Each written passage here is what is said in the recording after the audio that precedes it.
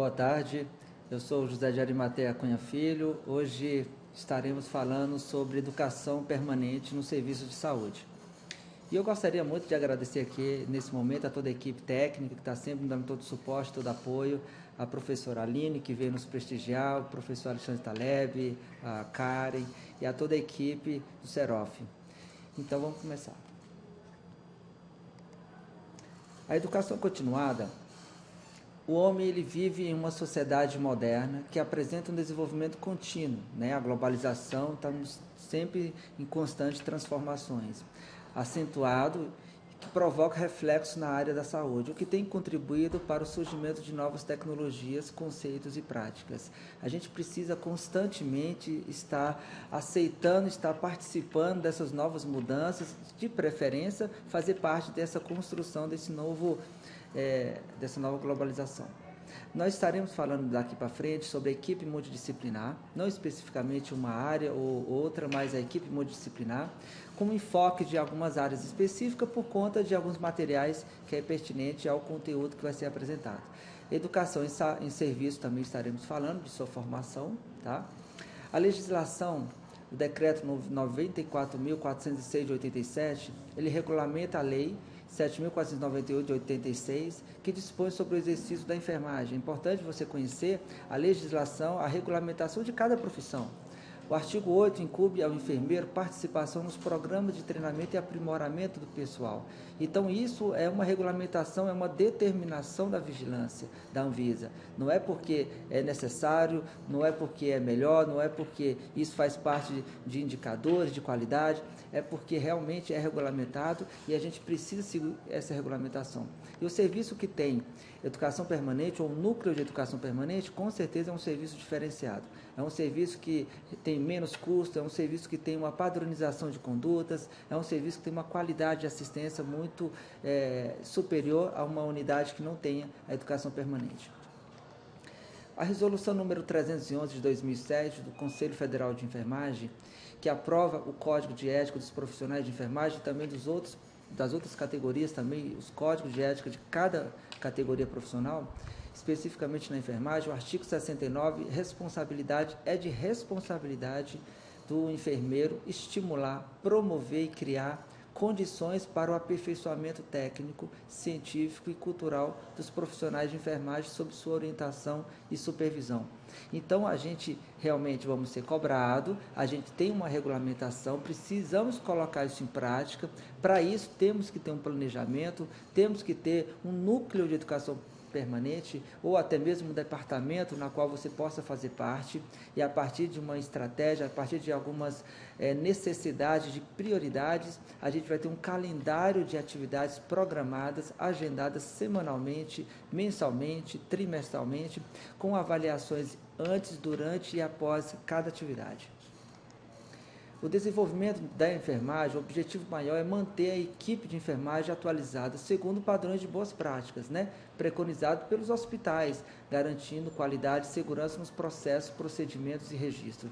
Sabemos, então, que mais de 60% do corpo clínico do número de profissionais contratados em hospital é da equipe da enfermagem, faz parte da enfermagem. E até mesmo um prontuário, mais de 60% do que está escrito dentro de um prontuário faz parte de anotações da enfermagem. Então, realmente, a gente precisa ter um núcleo de educação permanente muito voltado a todas as áreas, e a enfermagem ela tem uma especialidade, ela tem uma equipe de muita qualificação nessa área de educação permanente, né? E a maioria se tornam multiplicadores de conhecimento. Supervisionar e avaliar a prática assistencial sempre. O coordenador ele precisa estar acompanhando bem de perto, ele precisa estar supervisionando as atividades, os procedimentos, a realização de cada passo a passo do seu fluxograma, se aqueles procedimentos seguem realmente a uma padronização já pré-estabelecida, para que todos possam fazer da mesma maneira, né? Modelo de treinamento. Nós temos vários modelos. O novo modelo é através de discussões de casos, né? Nós podemos fazer uma mesa redonda, levantar alguma problematização, discutir alguns casos, dramatização ou até mesmo utilização de filmes, imagens, maior tempo nas unidades em detrimento à sala de aula. A gente precisa ter isso e o apoio da diretoria, né, das instituições privadas e públicas, para que a gente possa ter um ambiente adequado para acomodar e receber os nossos colegas de trabalho. A gente precisa também fazer um lanche, um coffee break, de maneira que a gente possa fazer uma atividade com intervalos, respeitando os colegas, respeitando os professores que aqui vierem dar palestra. A duração pode ser programada durante 30 dias, com aulas de curtas durações, no mesmo horário de trabalho, de maneira que o profissional não tenha que se ausentar.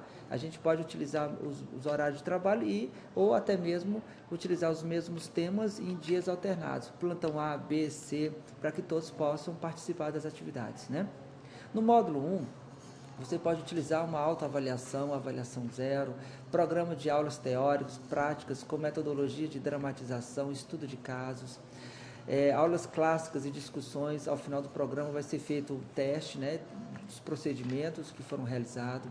No módulo 2, roteiro de prestação de assistência, unidade de treinamento, tanto de unidade de terapia intensiva, unidades semicríticas. Roteiro desses procedimentos também devem ser seguidos pelos coordenadores, pelos supervisores. Cuidados integrais e rotinas com auxiliares de enfermagem e técnicos de enfermagem. No módulo 3, falaremos sobre o roteiro de progressão de prestação de assistência do treinamento da unidade. Então, a gente precisa seguir essas normas, né? E uma equipe muito bem preparada, muito bem qualificada para dar suporte a esses procedimentos. Adequação do treinamento continuado, né? Desenvolvimento dos profissionais de enfermagem. Eu estou falando mais especificamente da equipe da enfermagem por eles terem um número de profissionais muito grande e com a grande maioria uma formação de coordenação, de supervisão, uma responsabilidade muito grande durante a gestão. No novo modelo, aqui estamos repetindo, vamos passar para o terceiro modelo. Terceiro módulo, aperfeiçoamento das boas práticas da enfermagem segundo categorização, né? São ações direcionadas de educação segundo o nível de classificação. Programa de auditoria, retroalimentação, todos supervisores devem não só apenas ter o conhecimento na assistência, na prática do dia a dia dos procedimentos, mas também como isso tudo é lançado, como isso tudo é cobrado, para que você possa reduzir o custo, para que você possa melhorar a qualidade, para que você possa sinalizar aonde está funcionando, aonde precisa ser melhor realizado o treinamento. Os pontos fortes a gente sempre procura destacar o máximo possível, os pontos fracos a gente identifica e procura corrigi-los sempre, né?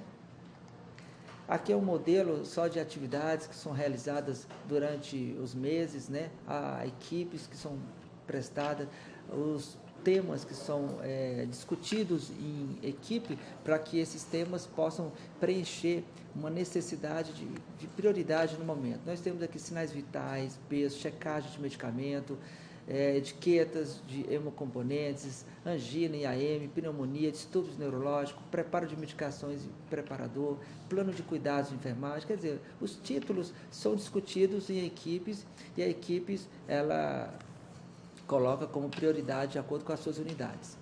O cronograma de desenvolvimento também, nós podemos ter quinzenalmente, podemos ter um cronograma semanalmente, mensalmente. Esse cronograma ele tem que ser seguido, tem que ser monitorado, ele não pode deixar de funcionar. Por isso, a equipe vai ter um coordenador para estar monitorando esse cronograma de atividades, né? No módulo 2, a educação continuada ela tem uma classificação dos profissionais de enfermagem nível 1, 2 e 3, porque dependendo de onde você vai trabalhar, você tem um plano de carreira, né? Então você tem o nível júnior, o nível master, o nível sênior, então você vai ter atividades específicas para cada área, né? A atividade dos enfermeiros, de desenvolvimento, educação, auditoria e apoio à assistência. É muito importante lembrar que a auditoria todos têm que ter muita informação, muito conhecimento sobre como analisa uma conta, como que prepara uma conta, como que identifica falhas, para que essas falhas não possam futuramente elas representar um não pagamento de algo de direito que você deveria receber, mas por falta de alguma anotação, por falta de algum carimbo, por falta de alguma justificativa ou alguma autorização, isso deixa de ser recebido e todos perdem com isso, né? É importante também lembrar que a gente segue roteiro, né, um checklist. O checklist é importante diariamente, você não deixar que o excesso de conhecimento, o excesso de segurança faça com que você deixe de utilizar o checklist. Ele tem que ser preenchido, ele tem que ser seguido, todos os profissionais devem utilizar o checklist. O roteiro de observação também é muito importante, um roteiro de preparação de uma conta, o roteiro de preparação de uma medicação, para que a gente possa estar sempre lembrando do passo a passo, né? É até importante também, no carrinho de parada, cardiorrespiratório, você ter o roteiro do passo a passo, como você deve utilizar a primeira medicação, segundo, o intervalo entre uma e outra, quais são os passos durante os procedimentos de ressuscitação cardiopulmonar. Isso facilita muito, você fixa, coloca os lembretes, coloca uma correntinha, fixa no carrinho de parada, porque assim cada profissional não vai fazer de uma forma, vai seguir o protocolo da American Heart. Isso é muito importante, você seguir essas normas, né? Avaliação teórica, isso antes é importante para que você possa conhecer a sua equipe e saber as dificuldades futuras, para que você possa intervir nessas dificuldades e conseguir sancioná-las até o final do curso. Correção e feedback é muito bom, depois que você sabe as dificuldades de cada membro durante o treinamento, individualmente você vai conversar com eles, vai mostrar a avaliação, vai tentar suprir essas dificuldades que ele tem através de capacitação mesmo, através de recursos que auxiliem na facilidade da transmissão do conhecimento. A intenção não é punir ninguém, a intenção não é dizer quem está errado, quem está certo, a intenção é que todos façam da melhor maneira, para que todos aprendam como é que é realizada a técnica correta, e isso com a repetição faz com que você adquira uma habilidade, uma sensibilidade muito apurada. E no momento mais crítico, no momento de tensão, no momento de estresse, quem trabalha em unidade crítica sabe que é os extremos, né? Momento de muita tensão e momento de muita tranquilidade, então tudo pode acontecer, e nessas horas a gente, pelo conhecimento, pelas nossas habilidades, a gente sabe desenvolver muito bem essas práticas. Classificação dos profissionais segundo esses níveis, nós podemos utilizar na auditoria nas unidades, por exemplo, junho a dezembro, nós temos aqui um cronograma. Prontuário do paciente. Mensalmente, nas unidades, a gente vai fazer levantamentos, vamos tirar em alguns momentos alguns prontuários e checar se realmente está todos dentro da padronização, se está faltando alguma identificação, alguma etiqueta, algum carimbo, alguma liberação, autorização de exames, se a ordem como tem que ser montado o prontuário está correto. Isso a gente vai fazendo indicadores, né? Vamos fazendo com que a qualidade ela seja sempre permanente, né? A qualidade total é a busca constante. Indicadores, a gente não tem como falar, tivemos outras aulas sobre indicadores, sobre qualidade no serviço de saúde, onde eu pude explicar com mais detalhes sobre a construção desses indicadores. Aqui só estarei citando os indicadores como mensalmente o núcleo de qualidade vai estar monitorando, vai estar levantando os seus resultados e trazendo até nós, aos supervisores, para que a gente possa multiplicar e repassar isso para a equipe, correto? Monitoramento das ações de desenvolvimento das unidades, a gente tem que ter isso registrado. Aqui é só um modelo, né, um modelo de instrumento e acompanhamento da assistência ao paciente. Então, para cada item, nós temos um checklist do enfermeiro, um checklist do técnico e auxiliar de enfermagem. Nós temos nesse checklist como é que é feito o exame físico, a avaliação clínica, planejamento da enfermagem, o procedimento específico. Nós temos aqui o checklist do técnico e auxiliar de enfermagem, que também a gente vai montar a prevenção de risco, preparo de administração de medicamento, procedimentos específicos para os técnicos de enfermagem, registro no prontuário, qual é a melhor forma, a técnica correta, né? Aqui um estudo dirigido, né, ou uma avaliação composto por 10 questões discriminadas e uma questão dissertativa, que é um caso clínico, onde a gente vai discutir a admissão, os concorrentes, as intercorrências, a devolução. Nesse caso clínico, a gente vai levantar as problemáticas e as várias possibilidades de procedimentos, de discussões em equipe. Isso é muito bom você conhecer a sua equipe. Você pode utilizar vários métodos de resolução de problemas e vários métodos para problematização, né, da equipe. Aqui é uma ficha um teste de avaliação. Sempre antes é bom você aplicar um teste de avaliação à sua equipe para que você possa ter um parâmetro do antes e o após o curso, né? Correção e feedback é sempre importante, como havia citado, uma conversa com o funcionário sobre acertos e erros da prova e da prática, relacionado ao roteiro de observação. O roteiro ele é seguido por todos os supervisores e coordenadores. Todos vão aprender a seguir o roteiro, não vai fugir do roteiro, você vai saber como avaliar a sua equipe item por item, dando notas, e depois você terá um feedback com o funcionário e repassá-lo o que ele acertou, o que ele foi bem, o que ele teve dificuldade, e aí em seguida a gente vai rever essas dificuldades, vamos tentar melhorá-los da melhor forma.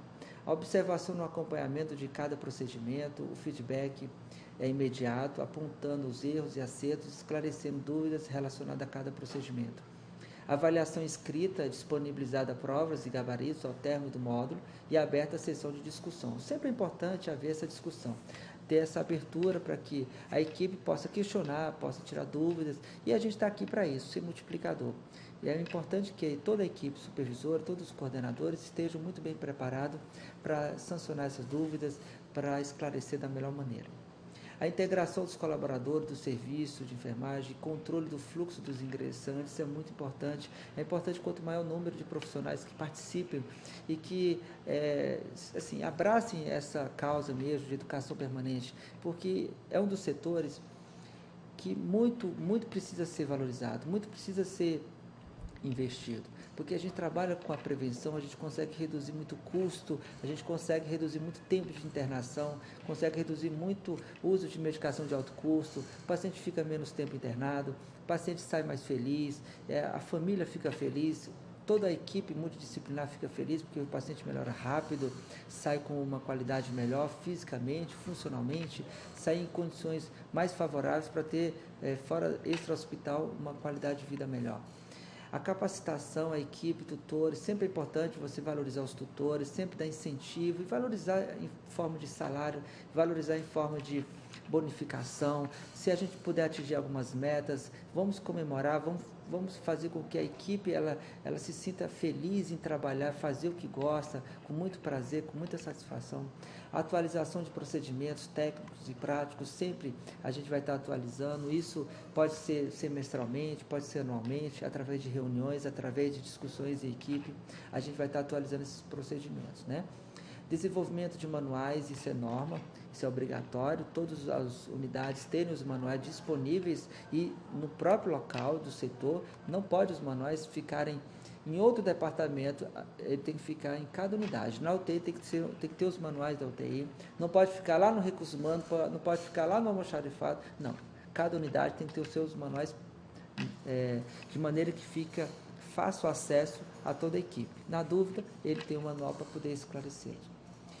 Promover cursos de atualização, especialização, lato sensu, estrito sensu, é importante. Os grandes hospitais hoje, eles mesmos já promovem os cursos de especialização, cursos de formação e utilizam os próprios profissionais da unidade, profissionais muito bem qualificados, com mestrado, doutorado, profissionais com muita motivação, com muita vontade de querer participar e multiplicar esse conhecimento.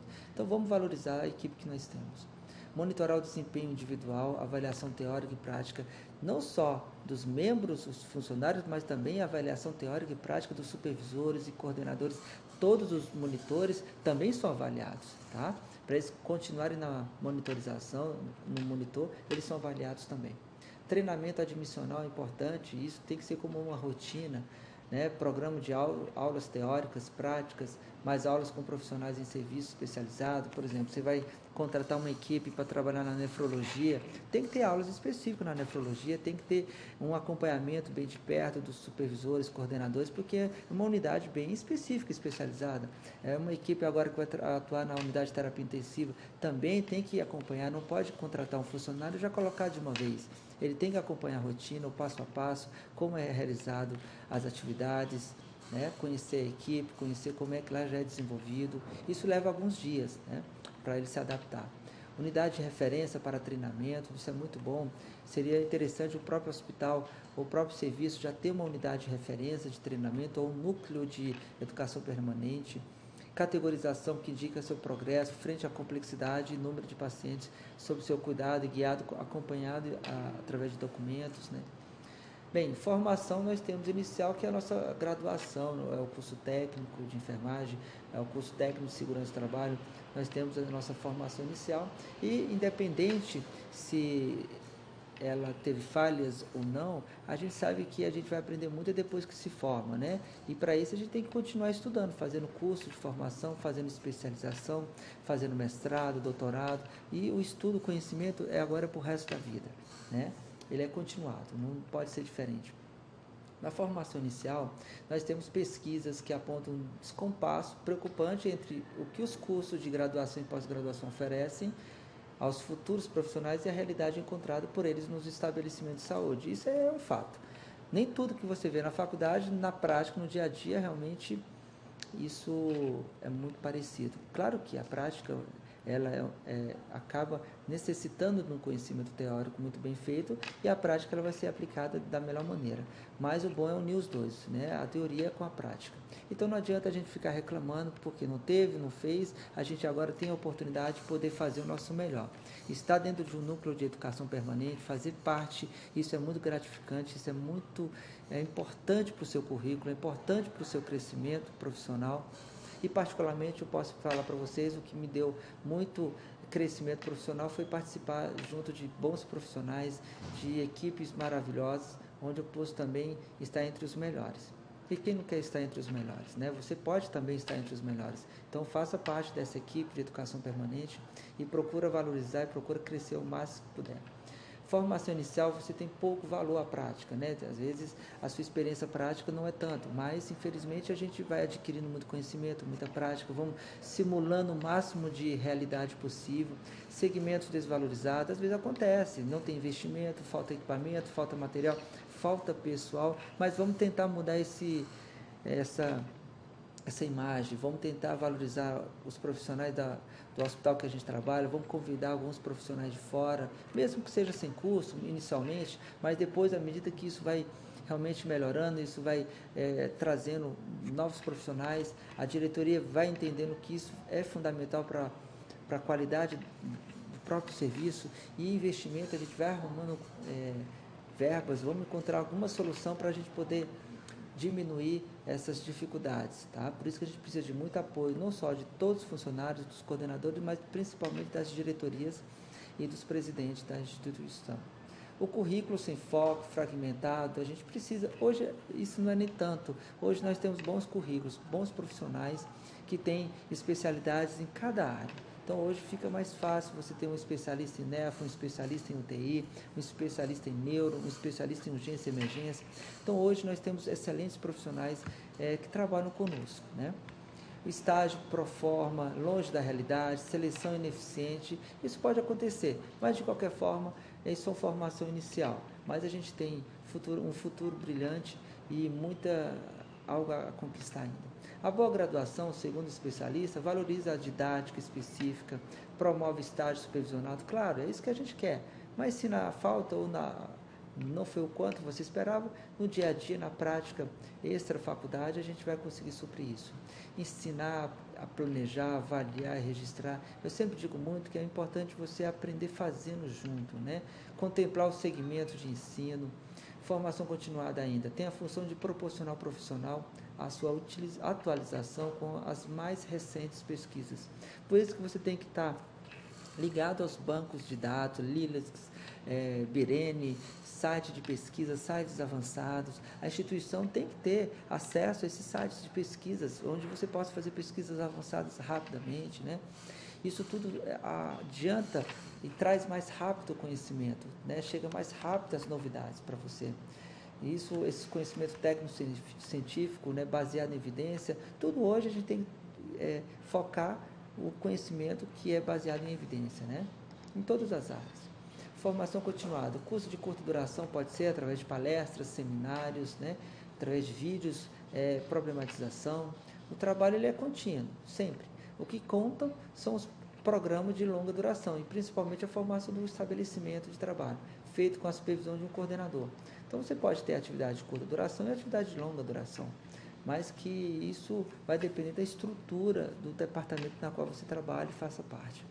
Outras problemáticas em torno da formação continuada, muitos públicos, muitos focos, às vezes a gente tem muitos temas, ou às vezes tem um público muito grande, a gente tem que conseguir fazer um planejamento para atingir toda a população da empresa, mas em setores, né? E se a gente imaginar que 60% o corpo clínico é da enfermagem, vamos colocar aí 700 enfermeiros. Desses 700, a gente tem que ter uma planilha de quantos diariamente vão participar das atividades, semanalmente, mensalmente. Então, a gente vai começar por uma unidade de terapia intensiva. São quantos funcionários numa unidade de terapia intensiva? Depois a unidade de nefrologia, depois a unidade de centro de clínica cirúrgica, clínica médica, centro cirúrgico. É uma população muito grande. Então, para isso, a gente tem que ter um planejamento, uma planilha, né? Um organograma de prioridades para a gente poder atingir todas essas metas, né? Tem que designar somente alguns membros para participar com a tarefa de serem multiplicadores, nem sempre dá certo. A gente sabe que a gente quer que todos sejam multiplicadores, um ajudar o outro, um auxiliar o outro, um fazer junto, mas isso, na prática, nem sempre isso acontece. Mas, enquanto a gente puder, a gente pode tentar ter esse pensamento de ser multiplicadores, né? O trabalho no horário coletivo, a falta do coordenador, o papel desempenhado pelo coordenador, é importante que ele saiba bem o seu papel, é importante que ele seja valorizado, é importante que ele ganhe bem, né? Que ele se sinta muito bem valorizado para ele poder desempenhar como um multiplicador. Perspectiva de formação, reciclagem, treinamento, capacitação, aperfeiçoamento, formação e desenvolvimento profissional é muito importante. A reciclagem, você considera os saberes, né, de professores, né? Uma reciclagem de conhecimento. O profissional não é visto como sujeito da própria formação. Você vai copiar aquilo que já está ali determinado, né? O profissional é igual ao recurso humano. A gente precisa, tem que ter número de profissionais. A gente precisa que os profissionais eles possam dar conta de realizar a demanda da necessidade da sua instituição. Então, a gente não quer ser super-herói, a gente não quer ser super-homem, a gente quer seguir normas, quer que a legislação seja aplicada, a gente quer um trabalho em equipe, a gente quer um ambiente agradável, a gente quer um ambiente que seja não insalubre, a gente quer ter condições de trabalho e, com isso, com certeza, o retorno vai ser muito grande, né? Profissional é igual a receptor de receitas prontas, né? Nada disso. A gente tem que ter a flexibilidade de seguir protocolos e, em algumas situações, claro que cada caso é um caso bem específico. O treinamento é a busca, é a destreza, o desenvolvimento de habilidades e aptidões, com a repetição, com a prática, com as frequentes atividades que você vai realizar. É claro que você vai ter melhora da aptidão, você vai ter melhora das habilidades, isso vai te dar mais segurança, mais confiança, né? A sua equipe, é importante que você tenha uma equipe de confiantes, né? Uma equipe de vencedores. Implica prática repetitiva, condicionante, remete à ideia, né? O trabalho braçal, remete isso, a gente tem que colocar a mão na massa, vamos colocar. Capacitação, promoção de condições para o desempenho de funções. É bom que cada um saiba bem a sua função, para que você não possa, às vezes, intervir, atrapalhar outro colega. Você tem que saber bem qual é o seu papel, para que você veio, para que eu estou aqui. Então, é importante que você saiba a sua função. Possibilidade de desenvolver habilidades e competências, isso é a nossa obrigação. A gente tem que ter, sim, habilidades, temos a obrigação de sermos competentes, sim, e a gente quer o melhor para a equipe, a gente quer o nosso melhor, a gente quer estar sempre entre os melhores, a gente quer qualidade total, a gente quer resultado rápido, a gente quer as coisas que aconteçam mais velozes. Eu sempre brinco que hoje o que vence não é o que é mais forte em relação ao mais fraco, é sempre o que é mais rápido em relação ao mais lento, né? Quando você tem uma ideia, quando você quer implementar essa ideia, você pode ter certeza que mais de 30 pessoas já estão colocando em prática essa sua mesma ideia em muitos lugares. Então, a gente tem que sair na frente, a gente tem que buscar o conhecimento, colocar em prática, planejar, trabalhar em equipe, né? Saber delegar e colocar o mais rápido isso para a gente ver o resultado do nosso trabalho. Corre-se o risco de promover atitudes, né, dos profissionais. A gente sempre fala que a gente tem que ter atitude. Se você teve 20 atitudes, nem que você errou 2, mas se você acertou 18, as suas atitudes elas têm que ser tomadas, o seu cargo exige isso, você é um coordenador, você é um supervisor, a atitude é de um líder. O líder ele tem que ser uma pessoa que é um referente, né? Ele é um profissional que ele faz com que a sua equipe faça com prazer, ele goste do que faz, e você é um multiplicador, né? O líder tem que saber influenciar as pessoas que traem em sua volta. Então, o arriscar faz parte de um bom líder, o arriscar faz parte de um coordenador, de um supervisor. Então, gente, arrisque, mesmo que vocês errem, mas que, com certeza, muitos desses acertos do arriscar vai ser muito melhor. Pior seria você arriscar só 2 vezes e errar uma e acertar outra. Então, 50% para cada. Então, por isso que você tem que arriscar bastante, não tenham medo, tenham atitude, sabe? Sejam proativos. Aperfeiçoamento, dar a ideia de completude, aspectos findos, fechados, acabado. Então, aperfeiçoamento, a gente, quanto mais puder realizar, vamos fazer. Não vamos achar que já temos o domínio, já somos os sabedores, não há não, nada disso. Vamos estar sempre aperfeiçoando e, de preferência, que a própria diretoria exija isso de todos os coordenadores, de todos os supervisores, de todos os monitores, para que os próprios monitores também façam esses aperfeiçoamentos, façam a reciclagem, para que eles possam se manter como monitores, né? A busca de melhoria focada na prática, muita simulação. E isso, trabalhar na prevenção, faz com que na hora do momento crítico você tenha uma habilidade muito grande, você não tem ideia do quanto que você é capaz. Pode gerar um distanciamento entre o profissional e os homens comuns. O profissional ele pode assumir postura de dono do saber, mas isso é só uma mensagem, mas esse dono do saber é porque você tem informação, você tem o conhecimento, então você não pode ser como uma pessoa comum, você tem que ter atitude, você tem que tomar iniciativa, você tem que fazer algo, você tem que ser diferente. A partir de agora que você está me ouvindo, você não pode querer ter a atitude de uma pessoa comum, de um leigo. Você tem que ter a iniciativa, tem que buscar colocar em prática isso que eu estou dizendo, buscar estudar, buscar tentar levar isso no seu ambiente de trabalho, tentar formar uma equipe. Vamos construir, vamos montar um projeto de educação, né, permanente. Okay? A sua formação constitui-se como ações e processos inacabados. Também a formação ela é constante, você está sempre se formando. Hoje você tem uma graduação, depois você tem outra, a sua formação num setor é uma, depois você vai aprender outros setores, outras formações, né? Pode contribuir na compreensão de que o ser humano é inconclusivo, né? Pois há um processo de constituição humana que não se esgota com o nascimento. A gente vai estar estudando sempre, a vida inteira. Temos que ser bons em analista, bom na área de computação, bom na área de gestão, bom na área de assistência, bom na área de coordenação, bom na área de líder. Enfim, a gente tem que procurar fazer o melhor em tudo que a gente tiver contato, né? Mostrar a ideia de constituição, disposição, organização, isso é fundamental. A gente é o exemplo, é o modelo, a gente é o líder. Então, a gente precisa transmitir isso, né? Imagina você, um líder, perder o controle, perder o compasso, né? Você dá chance para que toda a sua equipe, ela também faça o mesmo. Então, a gente não pode deixar isso acontecer. Bom, agente social de mudança. Nós podemos aqui, ó, construção, domínio sólido dos saberes, a gente tem que estudar, fazer formação, para que a gente possa ter mais condições e qualidade para multiplicar o conhecimento a toda a equipe, unicidade teórica e prática, explicitação da dimensão sociopolítica da educação, autonomia, controle sobre o trabalho coletivo, educação prática, social e processo da emancipação. A gente tem que conhecer de saúde, né? Tem que conhecer muito sobre como elaborar e aplicar uma formação de multiplicadores. Não é fácil, mas a gente, com estratégia, com planejamento, com um cronograma, a gente consegue seguir sim.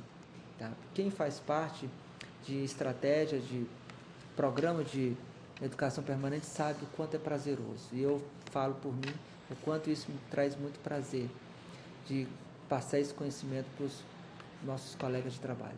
Motivação, incentivação de aprendizagem, isso é sempre, né? Em todo o ambiente de trabalho. E nós, líderes, temos que saber muito estimular essa motivação de toda a nossa equipe. O motivo é um impulso, né, que corresponde a uma necessidade, põe o ser humano em movimento. O motivo é sempre interno, profundo e duradouro. A gente precisa ter um objetivo, uma meta. Eu quero atingir um determinado meta, eu quero atingir determinado objetivo. A gente tem que ter um motivo. O incentivo ele provém de forças ambientais, entre as quais situa-se fatores externos que estimulam o profissional a querer aprender. Nós podemos ter motivos externos, a gente quer trabalhar em determinados setores, a gente quer conhecer determinados países através de estudo, através de conhecimento, a gente quer realizar algumas pesquisas, a gente quer se aprofundar cada vez mais. Enfim, a gente precisa de incentivo, de motivação. E a empresa na qual a gente trabalha, ela está disposta a fazer isso. Agora, você precisa ter um planejamento, ter argumento, uma boa fundamentação para que a empresa que você trabalha, ela possa investir em você. Então, mostre isso para o seu diretor, mostre isso para o seu coordenador, mostre as suas ideias, mostra a cara, tem que pedir, tem que mostrar que isso é importante, né? Fatores que interferem na incentivação da aprendizagem. Correlação entre o ensino com o real. Isso interfere. Muitas vezes você faz uma especialização em um hospital de primeiro mundo. Aí chega na realidade prática totalmente diferente. Mas, enfim, isso são distâncias que a gente tenta saber lidar com isso, mas com certeza muito desse conhecimento você vai conseguir adequar à sua realidade prática. Conteúdos partindo de situações problema, a gente precisa problematizar, usar métodos de resolução de problemas, utilizar o PDCA, o índice de Ishikawa, o espinha de peixe, utilizar outros métodos para a gente poder ter estratégias de como solucionar problemas de formas mais rápidas, né, com resultados eficientes. Ensino-aprendizagem condizente com faixas etárias e nível de desenvolvimento dos profissionais. A gente tem que tentar atingir o nosso objetivo. Os níveis técnicos são os níveis. Quais são os níveis profissionais que a gente quer atingir? Em quanto tempo a gente quer atingir a todos? Em um mês a gente consegue atingir quais setores? Quantas pessoas? A gente tem que monitorar. Né? Incentivo do profissional, autossuperação. Esse incentivo do profissional, a gente tem que buscar isso, tentar fazer com que eles façam com prazer, tentar mostrar para eles que isso é importante para a sua vida profissional, é importante para a empresa. Né? A gente tem que vestir a camisa da empresa. Planejamento das atividades do dia ou da semana, em conjunto com o grupo. Você precisa, quando assume o plantão, conhecer o que está faltando, o que está pendente, conhecer, dar aquela olhada geral na sua unidade, ter uma ideia já do todo, para que você possa, logo quando vai assumir o plantão, você já saber mais ou menos o que eu vou fazer no primeiro passo. Quando você recebe um plantão, o que eu faço? Logo em seguida, que atitude eu tomo? A gente tem que ter um roteiro de trabalho. Cada lugar é assim. Né? Tentar se espelhar nos melhores, para a gente poder aprender como os melhores fazem, da forma como eles fazem, como que dá certo. Se dá certo, então vamos fazer da forma que dá certo. Né? Não vamos tentar ficar insistindo no erro, porque errar uma vez, duas vezes, mas persistir no erro, aí já é problema. Né? Aí você já precisa ser retreinado, já precisa ter ajuda de profissionais, né, de colegas que estão vendo isso acontecer, para que você possa, às vezes você não está enxergando o que está acontecendo, mas o seu colega vendo, te ajudando, isso faz você ter um feedback da sua equipe.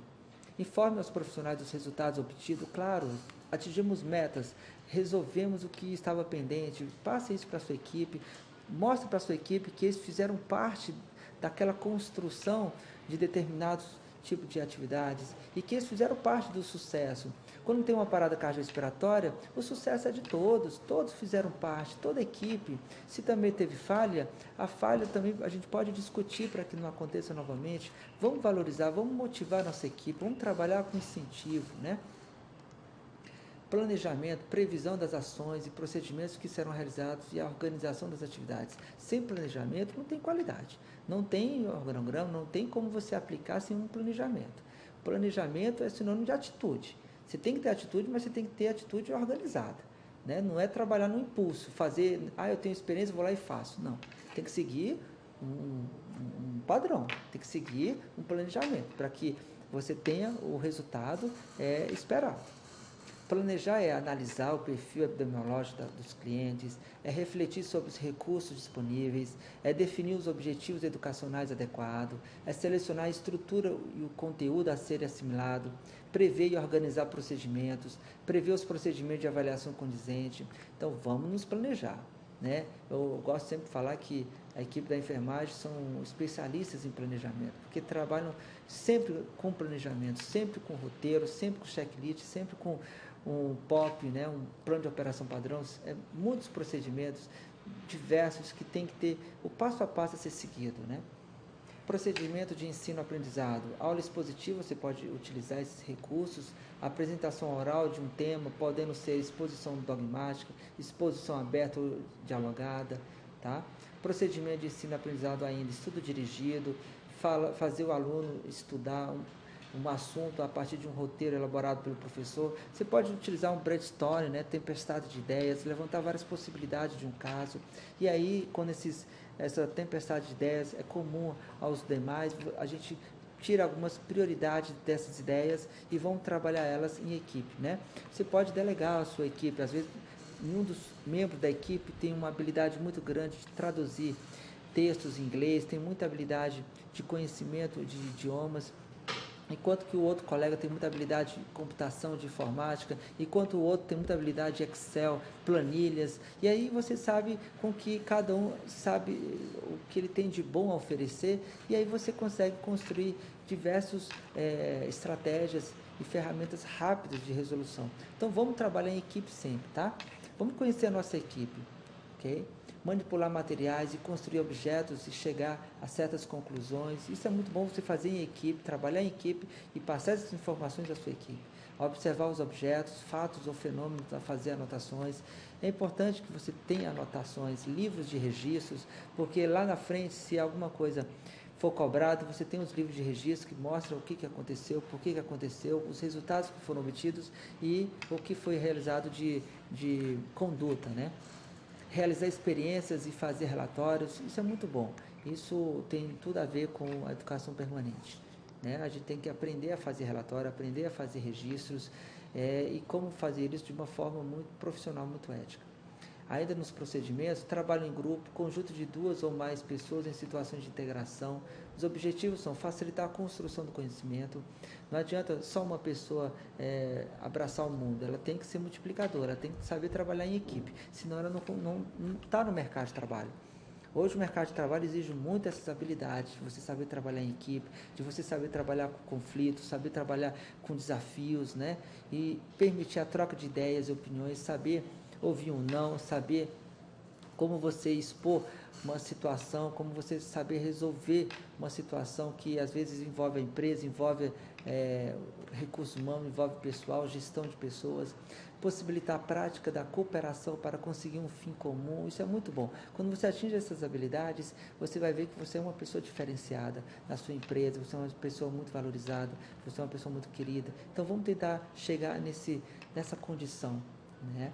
Estudo de caso, apresentação de uma situação real dentro do assunto estudado para que seja analisado com proposta de soluções posteriores, sempre com muita ética, sem expor ninguém, sem expor nenhum paciente, mas esse estudo de caso é para a gente poder levantar o máximo de ideias, o máximo de possibilidades e para que a nossa equipe possa, no momento que aconteça novamente, saber a atitude tomar, saber como não deixar que se repita aqueles erros, tá? Em linhas gerais, a boa formação continuada conhece a realidade local, é importante isso, você conhecer a sua realidade local, né? Priorizar algumas necessidades que mais aconteçam, né? Que mais a sua equipe precisa. Usar formadores experientes, prever estudos contínuos e para todos, ajudar a formar novos quadros, tem foco no conhecimento didático, né? Educação permanente em saúde, ao contrário ao ensino-aprendizado mecânico, conhecimento sem conexão com o cotidiano, e o ensino problematizado, onde a gente problematiza o estudo de caso, problematiza para a gente poder levantar o máximo de ideias, né, de conhecimento de cada um membro, com o coordenador, com o moderador dessa discussão, sempre tem que ter um moderador. Justificar o desenvolvimento continuado dos trabalhadores é um conceito forte e desafiante para pensar as ligações entre a educação e o trabalho em saúde. Essa ligação é muito forte, isso a gente tem que ter. Educação e trabalho em saúde estão ligadas. E a gente precisa, embora às vezes fragmentar, trabalhar em setores, trabalhar em momentos específicos, com particularidade cada um, mas trabalham junto. Relevância social do ensino, articulação da formação com a mudança do conhecimento. Então isso é educação em saúde, né? Ainda como política de educação na saúde, a gente precisa conhecer a história da empresa que a gente trabalha, a sua missão, a sua visão, né? O contexto institucional, a gente precisa conhecer, né? A educação permanente em saúde envolve a contribuição do ensino à construção do SUS, que é uma empresa, construção da instituição privada, da onde você trabalha, a política de saúde e as diretrizes curriculares nacionais para a formação dos profissionais da área buscam inovar nas articulações entre o ensino, o trabalho e a cidadania. Enfim, então a educação continuada não é só você ir lá e fazer uma atividade prática. Pegar uma apostila, ler, fazer uma prova, não é só isso. É muito amplo, é muito além, é muita informação. A gente precisa muito de estratégia do SUS, para a nossa formação, desenvolvimento dos trabalhadores. A gente tem que ter um trabalho em equipe, né? Estabelecer passos. O primeiro passo é aceitar que as realidades, as informações são produzidas por nós, né? Segundo passo é organizar espaços inclusivos de debates, problematização das realidades e informações. A gente tem que ter uma sala, a gente tem que ter uma unidade que a gente possa realizar isso com respeito à equipe, né? Uma sala de qualidade, uma sala que a gente possa ter um ambiente agradável, né? Para que as pessoas possam se sentir bem durante as atividades.